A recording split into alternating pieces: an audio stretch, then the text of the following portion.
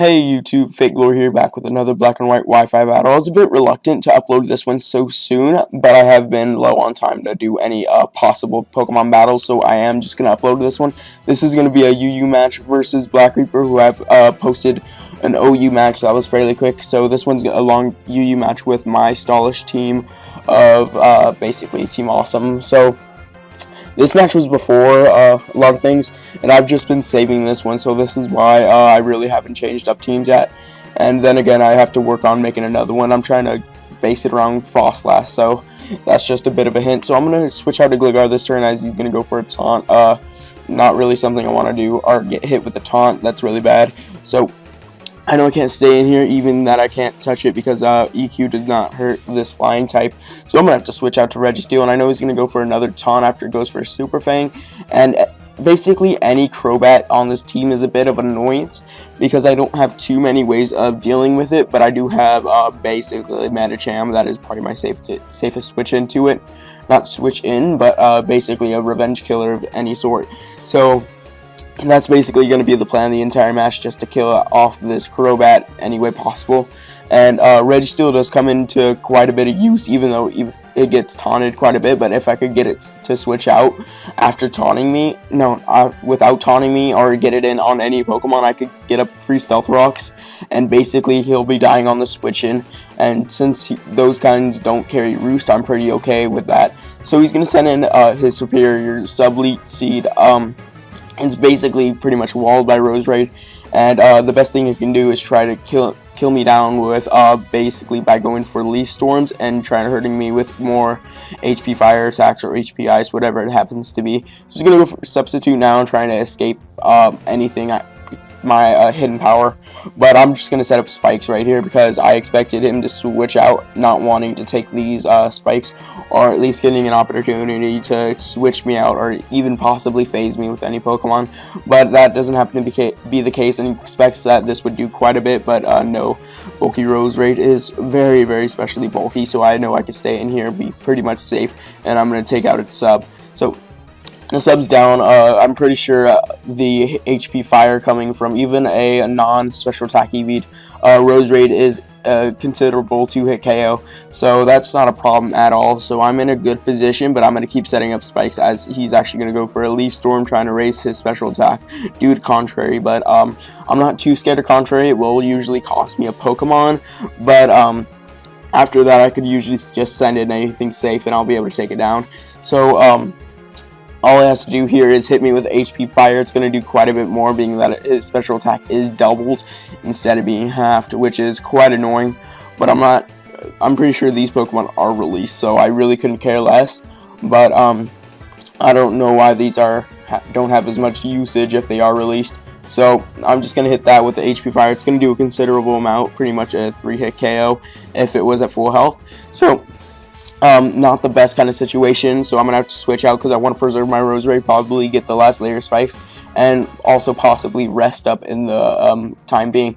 So I'm going to get hit with an HP Fire Ice. It doesn't matter since the amount of damage output is halved, so really it's not going to do anything even at +2.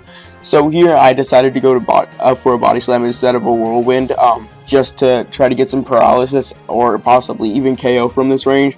But I did neglect the fact that even superiors have great bulk, about 95 defenses each, with a 75 HP stat, I believe, if I'm not wrong. So it's going to barely survive that, and I'm going to have to stack my Snorlax.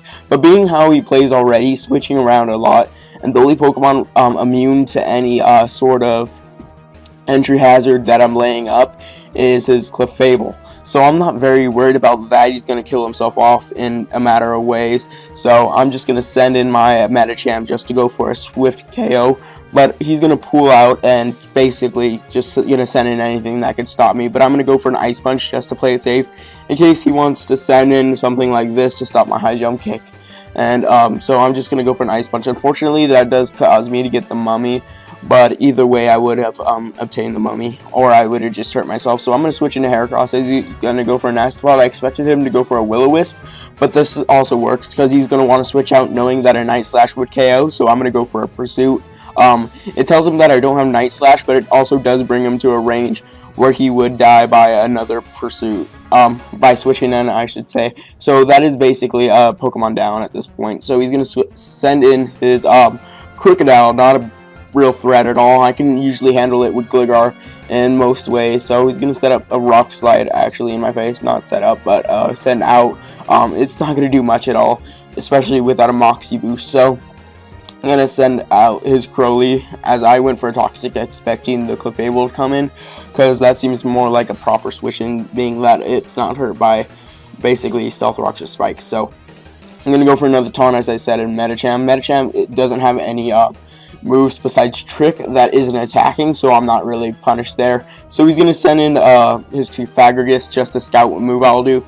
So good play on his part, but I am just going to go for a safe Ice Punch, as he's going to go into his Miss Swan, which is the Clefable, and it does not get hurt by the entry hazards due to, what is it called? Magic Guard. So he's going to set up a Cosmic Power, but being that my Heracross is banded, I am not fearful at all of anything. So I'm going to go for a Stone Edge, predicting the Crowley to come in, but that's unfortunate because even at a +1, it does do it. It's about a 3-hit KO, but being with the stat boosts, it's not going to do too much at all. So I'm going to have to switch out and send in my Heracross once again if I want to scare this thing out. But other than that, I have no real way of handling it unless I want to trick it with Medicham or just go for a safe high jump kick. So he's going to go for a Soft Boil. I know I can usually almost 2-hit KO. Well, it's usually a guaranteed 2-hit KO. It's about a 80% or so chance that they would survive. Not 80%, but I don't exactly remember the exact percentage of what they would survive.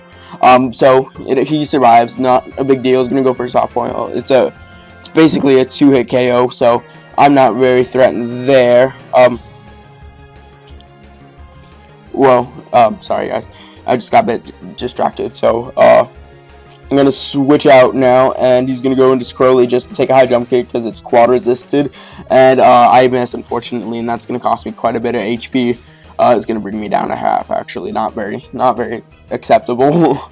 I hate missing this, but at least it's not like PO, because I swear to God, I hate PO to living hell. So he's going to go for an Acrobatics in case he wants to hit anything on the switch in, and it will do quite a bit, just because a Stab plus Flying Gem does do quite a lot of damage just in general. So I'm going to switch out just in case he wants to go for another Acrobatics, since he is a free of an item, and that will be doing a lot. So he's actually going to go for a Taunt just to try to shut me down as quick as possible, and I'm just going to go for an Iron Head while he goes for another Super Fang. So Super Fang is not as helpful because he could bring me down into a Brave Bird range and very easily, unfortunately. But yeah, so I'm gonna have to switch out here. I'm gonna go for back into my Medicham. Well, he's probably gonna go for a Taunt, I believe. No, he's gonna go for a U-turn. This does provide a safe switch, but if he goes into his Crocodile, I will be able to get outsped and basically KO'd. So that's not something I really want. So here he's actually going to send in the Crocodile like I expected. So I'm going to have to switch out and preserve my Medicham, even though it's at 41 HP. But seeing as he doesn't have anything to set up Stuffed Rocks or Spikes, Medicham will still be able to have quite a bit of use. So he's going to go for an Outrage. That's not going to do much because it isn't even Stab, and it's just not a suggested move around by Smogon. So it's not really expected on my part to see this coming, but I just didn't. But even though it's not going to do much, I really couldn't care less. But it's okay because it's going to do about a 6 of my entire health or so. And I'm just going to go for an EQ just to see how much it will do. And here I know he's going to switch out, so I'm going to go for a Taunt as he's going to go into his Crowley. And even though its only non-attacking move is Taunt on this Crobat, it's okay because I don't want to get hit by Taunt either. So I can roost up here and have basically safe switches.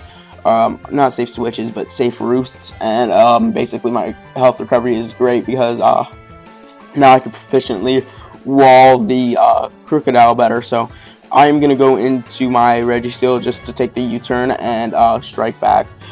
Basically by setting up Stealth Rocks and letting this die on any switch in it wants to come to. So he's going to send back in Annoying, and that's just going to die this to the Spikes. Fortunately, even though I only have 2 layers, I do believe. But yeah, so This is turning out to be not so close of a match. I'm pretty sure it's about a 4-0 or so, but it's still a good match in all because really, this team can run quite a few different priorities. It can either like punch holes through the team or switch around a bit and cause some entry hazard damage while letting my Pokemon break through. So yeah, it's quite a useful team. I'm still looking for suggestions on it, but it's cool. I'm just gonna put it aside for now and make a new one, and I'll be back with more vids. But unfortunately, if this does get up on Tuesday the 18th, tomorrow I will be starting up school again, so my video output will decrease drastically. So that's just a bit of a hint for the future. So he's gonna go for a U-turn. Not really scared of what he might switch into, but he's going to send in Miss Swan as I'm going to go for a T-Wave now that I see it's coming in.